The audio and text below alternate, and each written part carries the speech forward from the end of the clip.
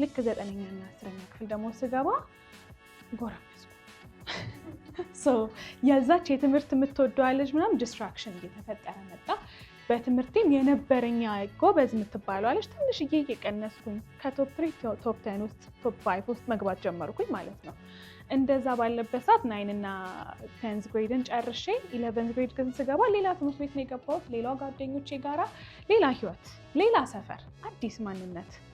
ያንን የነበረኝን ይሄ ዝቅ እያለብኝ ነው እንዴ ያስቀመጥኩት ፍላጎትና ግቤ ጋር እየደረስኩ አይደለም እንዴ የሚል ዲስኮምፎርት የሚያደርገኝ ስሜት ነበር። እና ልክ ሰፈርም ስቀይር ትምህርት ቤትም ስቀይር ምንድነው መሆን የፈለኩት? በቃ the best የተቻለኝን አቅም ተጠቅሜ ቆንጆ ተማሪ እና ውጤታማ። ውስጤ ደግሞ ያለው ነገር ምንድነው? ነገሮችን ሊድ ማድረግ ማኔጅ ማድረግ እና ምን ፍላጎቶች ነበሩ። እሱ ውስጤ ስለነበረ የገባሁበትም ትምህርት ቤት እሱን ያመቻቻል።